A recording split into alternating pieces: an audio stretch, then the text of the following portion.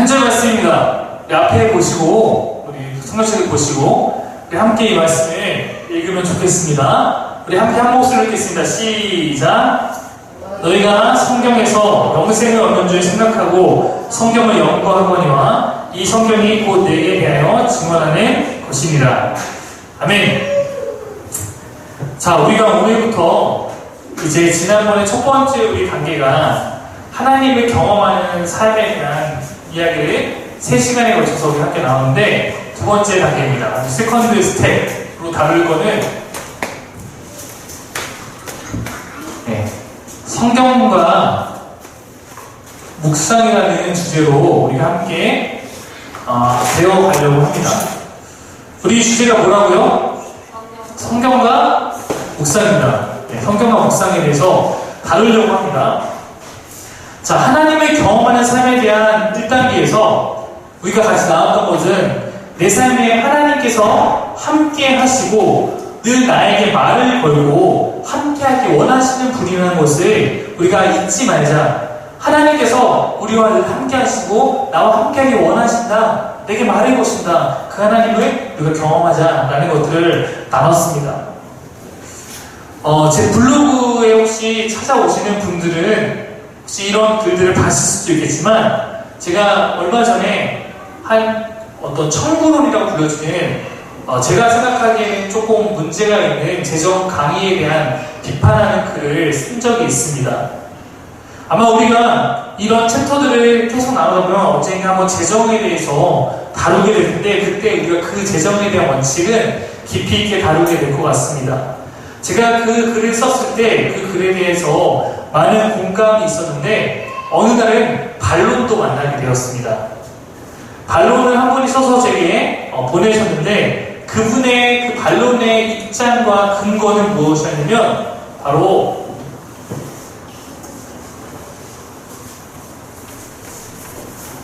경험이었습니다. 내가 그 강의대로 이렇게 살았는데 지금 내 삶이 좋아졌다. 그러니까 이 강의는 맞는 거다. 이 강의는 틀리지 않았다. 이 강의를 비판하고 틀렸다라고 말하는 목사님이 틀렸다라고 저한테 글을 보내신 거였어요. 이 경험이라는 것이 저희가 3차례, 3주에 걸쳐 가르쳤듯이 우리 신앙인들에게 매우 중요한 것입니다. 그러나 이 경험이라는 것이 한편으로는 어떤 부분에서는 부족하기도 하고 어떤 부분에서는 위험하기도 합니다. 제가 그 이유를 오늘 좀 나누면서 우리가 왜 성경과 묵상을 같이 다뤄야 되는가, 이거에 대해서 다루려고 합니다. 제가 대학원에 다닐 때 수업 시간에 교수님께서 이런 얘기를 하셨습니다. 어떤 사람이 부자가 되고 싶은 갈망함이 컸어요. 그래서 하나님께, 하나님 내가 부자가 되게 해주세요 라고 기도했습니다. 거기에 천부적으로 내가 부자가 되면 좋은 일 할게요, 하나님 원하는 일 이렇게 했을 수도 있겠죠. 어쨌든 그의 꿈이 부자가 되는 거고 그것을 기도했습니다. 그 사람이 밤에 잠을 자는데 꿈속에서 자기가 어떤 땅을 사는데 그게 잘 되는 그런 꿈을 꿨습니다. 그 꿈이 너무 강렬해서 잠에서 깼는데도 그 꿈이 잊혀지지 않고 그 꿈에 나타났던 그 지명도 잊혀지지 않고 뭔가 다 잊혀지지 않는 거예요. 그래서 이게 하나님의 뜻인가? 라는 그런 마음을 갖고 자신의 재산을 다 투자해서 그 땅을 실제로 삽니다. 그리고 실제로 그 땅에서 대박이 납니다. 자, 그럼 이제 이 사람은 그거에 대해서 간증을 하고 다니겠죠. 내가 이렇게 했더니, 기도했더니 이렇게 됐다. 하나님 내 기도에 이렇게 꿈으로 응답해 주셨다. 그렇다면 여러분, 이 사람은 이제 자신이 어려운 일을 만나거나 중요한 일이 생길 때 무엇에서 답을 찾게 되겠습니까? 꿈입니다. 목사님이 앞에서 이렇게 살아야 됩니다 라고 설교했어요. 그 내용이 꿈에 나오면 오케이 하겠죠. 근데 꿈이 그것과 다른 것을 말하고 있기 시작합니다. 그러면 설교를 듣지 않습니다. 성경도 보려고 하지 않습니다. 왜냐면 나에게 가장 확실한 경험은 꿈을 통한 응답이기 때문에 그렇습니다. 여러분, 간절히 자신이 바라고 기도했던 것들이 꿈에 나왔기 때문에 그 사람은 순종했던 건데, 사단이 지금 제가 볼 때 이런 사람보다 다루기 쉬운 사람이 없다라고 교수님 말씀하셨습니다. 왜냐면 이 사람은 이제 설교도 드리지 않고 성경도 보지 않고 오직 꿈만 갖고 무엇과도 판단하기 때문에 만약 그 꿈이 사단에게부터 올 것이면 이 사람은 가장 사단이 조종하기 쉬운 한 사람이 되어버릴 것이다.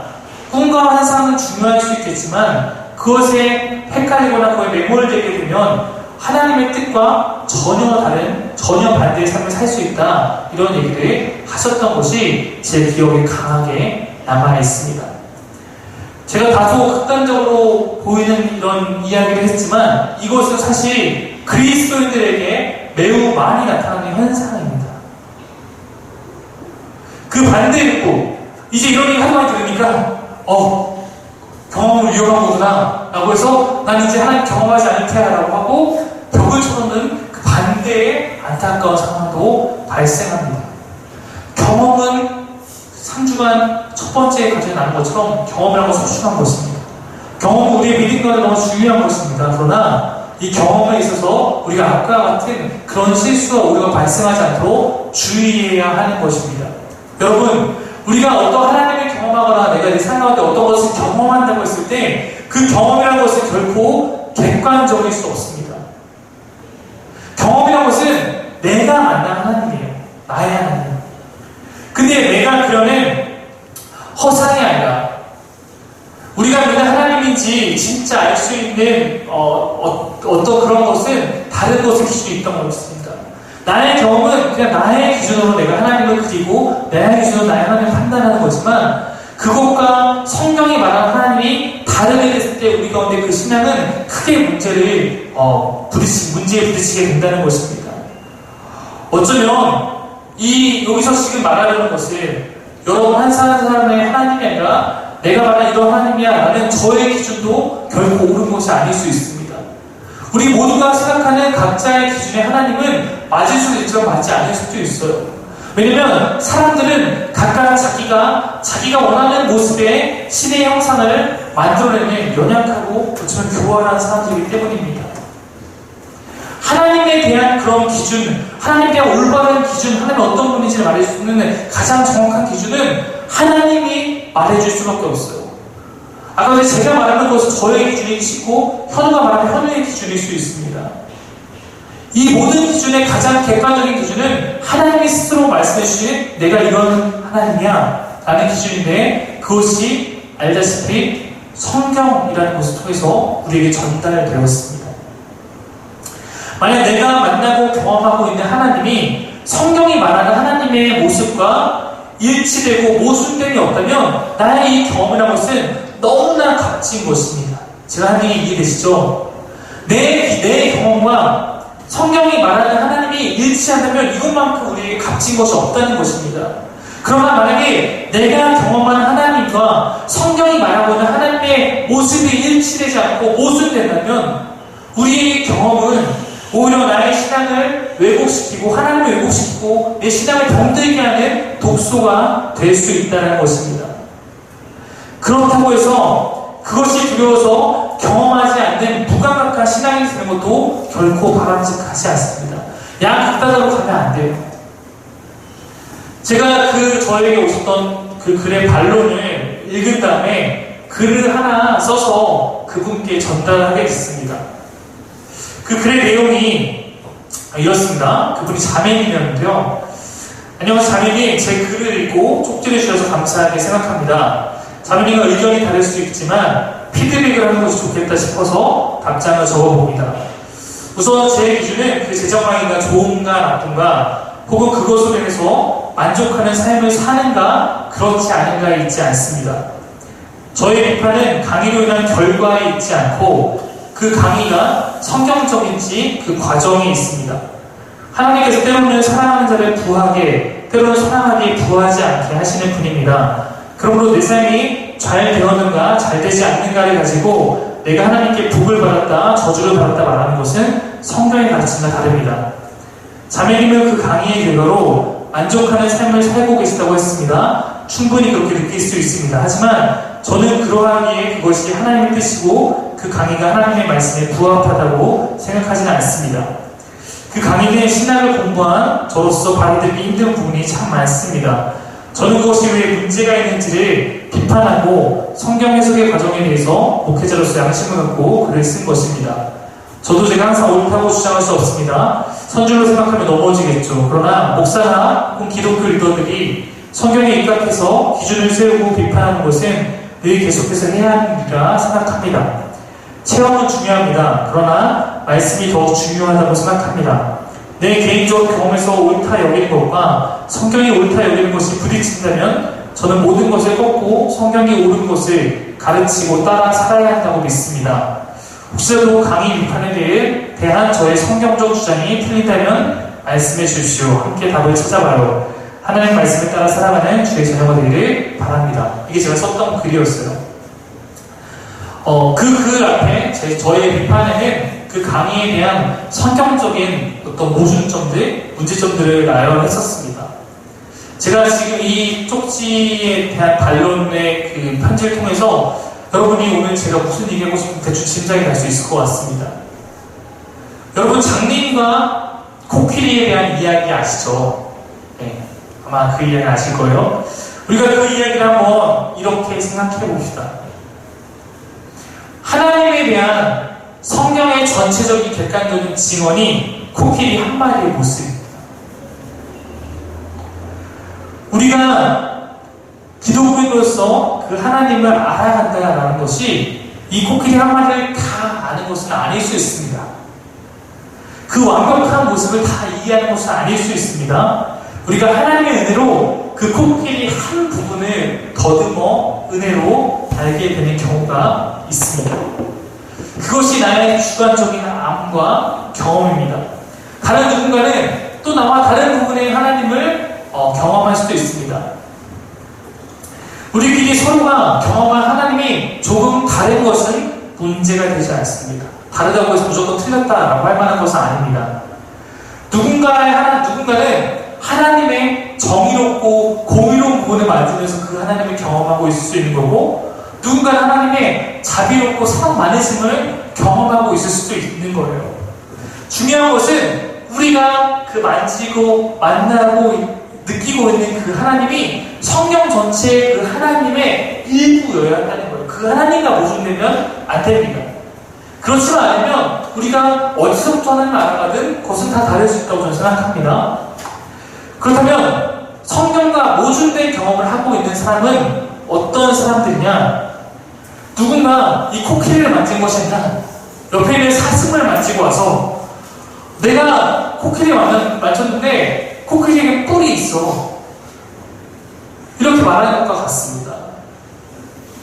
저희가 만약에 성경을 가져와서 아니야, 성경 봐봐, 코끼리는 뿔이 없어 라고 말해도 자신이 맞았다는 그 감촉과 그 느낌이 너무 강렬하기 때문에 자신의 손의 그 감각을 더 의지하는 것과 같아요. 아니야, 너희가 모를 뿐이야. 너희가 하나님의 은혜를 덜 받아서 모를 뿐이야. 분명히 내가 만난 그 코끼리는 뿔이 있어. 이렇게 우기기 시작하면 더 이상 우리가 어떻게 할 수가 없어요. 동물을 내가 만졌느냐, 그 감촉과 경험이 어떠냐가 중요한 것이나 진짜 성경이 말하고 있는 것을 내가 경험하고 있느냐가 중요하다는 것입니다. 잘지 잘못하면 이 성경을 벗어난 것을 경험하고 내 신앙생활을 살아가다 보면 가장 바꿔주기 힘든, 가장 교육하기 힘든 우기기 잘하는 신앙인이 되기 쉽다라는 겁니다. 그런 오류를 범하기 싫은 사람들은 경험 자체를 아까 같이 부정하는 사람들이 있는데, 그것은 어떤 경우냐면 이렇게 만질 수 있는 코끼리, 살아있는 코끼리가 앞에 있는데도 옆에 캔버스에 그려진 코끼리만 있다고 믿고 살아가는 사람들과 같을 것입니다. 그러므로 하나님을 경험하는 삶에 대한 강조와 함께 우리가 반드시 함께 나눠야 하는 것은 그 하나님에 대한 객관적인 진실, 그것이 성경입니다. 경험이 중요합니다라는 두 번째로 반드시 다루게 되는 것이 성경일 수밖에 없는 이유입니다. 성경이 우리가 하나님을 알아가는 통로이고 하나의 통로이지만 유일한 기준입니다. 하나님을 성경을 통해 경험하지 않고 다양한 방법으로 경험할 수 있습니다. 지난 시간에 나왔죠. 사람을 통해서 우리가 하나님 믿음을 경험하기도 하고요. 다른 대중문화도 가능할 수 여러 가지 방법을 하나님 만날 수 있어요. 그러나 가장 유일한 그 검증의 기준은 성경이다라고 말하고 싶은 것입니다. 그럼 우리가 오늘 봤던 말씀에는 예수님의 안타까운 마음이 드러나 있습니다. 요한복음 39절에서 보면 너희가 성경에서 영생을 얻는 줄 생각하고 성경을 연구하는데 이 성경이 곧 내게 대하여 증언한 것인지 모르는구나 라고 안타까워하시는 장면이에요. 성경이 증언하고 있는 것 자체가 예수님이 이런 분이다, 예수님이 하나님의 아들이 우리 구원자다라는 것을 증언하고 있습니다. 성경을 읽고 연구하면서도 그 예수님을 발견하지 못하는 사람들이 많았습니다. 성경을 통해 영생을 얻겠다고 성경을 연구하는데 정작 영생의 유일한 통로시 예수님을 그 안에 발견하지 못하는 것에 대한 안타까움을 예수님께 말씀하시는 장면입니다. 성경을 기피하고 있는 것에 대한 안타까움이 아니라 성경을 들고 있으면서도 보고 있으면서도 그 안에서 성경이 진짜 말하고자 하는 것을 발견하지 못하는 것을 말하고 있는 것입니다. 제가 오늘 여러분과 나누는 성경에 대한 첫 번째 이야기는 바로 이 부분입니다. 우리에게 지금 성경이 없는 시대에 살아가지 않습니다. 여러분 성경책 어디선가 구할 수 있어요. 집에 막 찾아보면 하나 둘씩 나오는 게 성경이기도 합니다. 요즘에 그렇잖아요. 아니면 사무실 없어도 핸드폰 어플로도 성경 얼마나 읽고 올 수 있어요.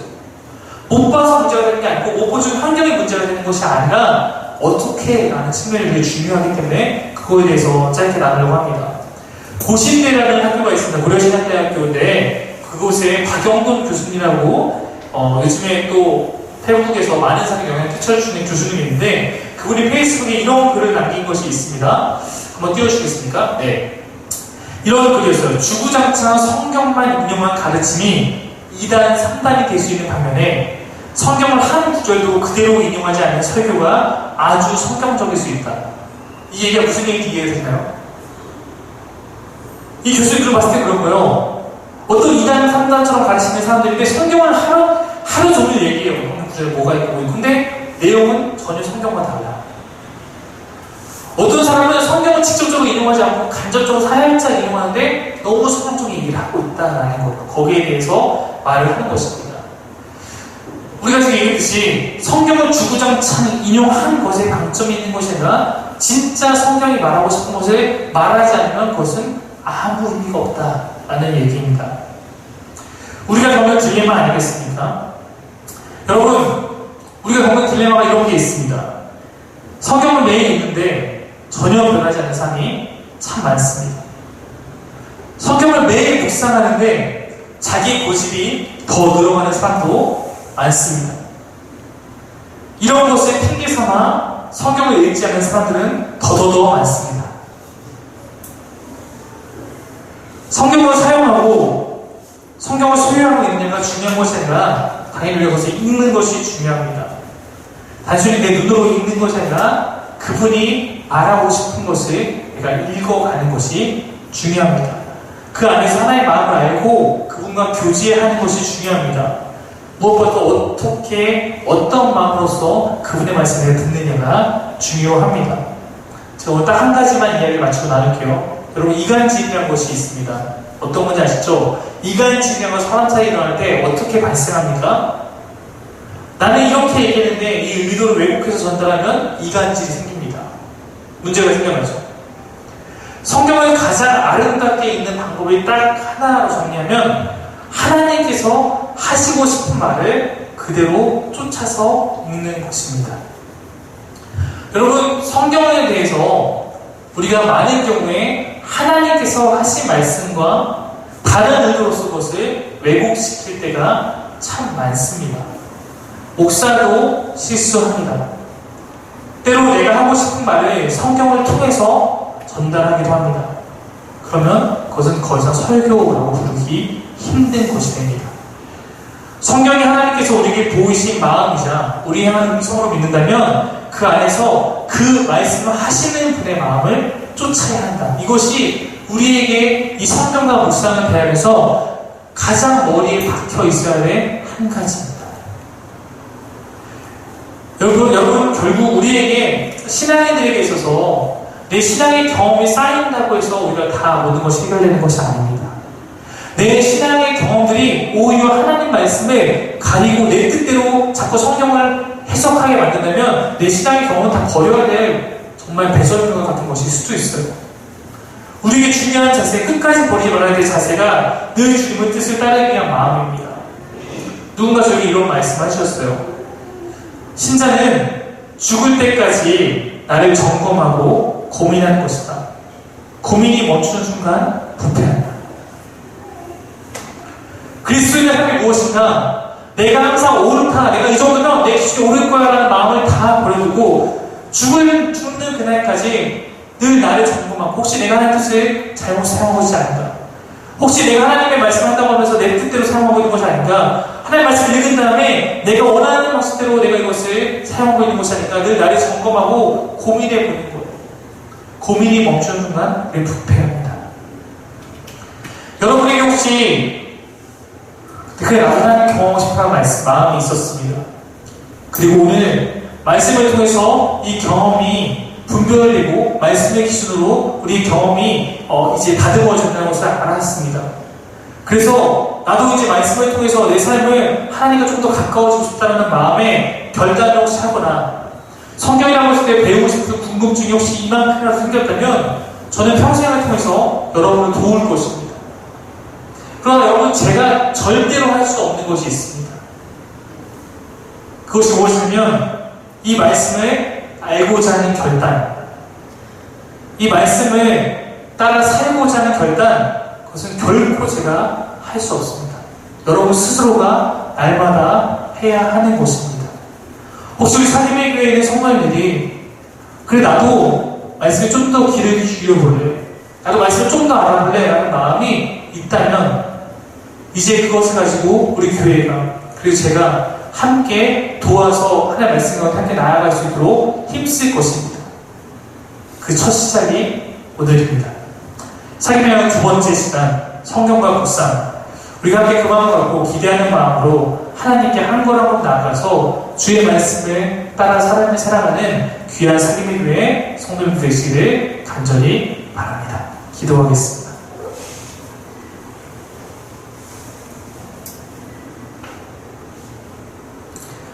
우리에게 하나님을 경험하고 하나님과 함께 동행하고 하나님을 만나고 내 삶 가운데 하나님 느끼고 싶은 마음들이 있습니다.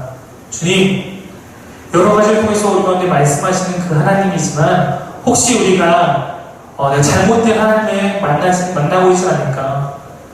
내 마음에 혹시 내 생각대로 내가 하나님 생각대로 착각하고 있는 것은 아닐까?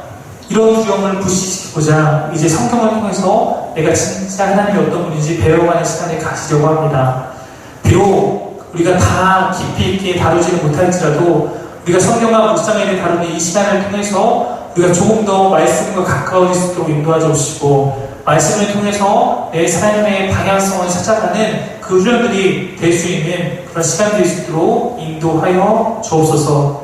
이 시간 우리 사귐의 교회 가운데 성경과 묵상의 주제를 다루는 이 시간을 통해서 하나님의 뜻을 쫓고자 하는 말씀을 펴서 읽고자 하는 그런 갈망함들과 마음들이 더하여질 수 있도록 인도하여 주시고 우리 삶에 그렇게 하나님 만나가는 경험들이 쌓여서 하나님의 친구로서 살아갈 수 있는 그런 귀한 주의 형제자매 될 수 있도록 인도하여 주옵소서. 감사드리며 예수의 이름으로 기도드립니다.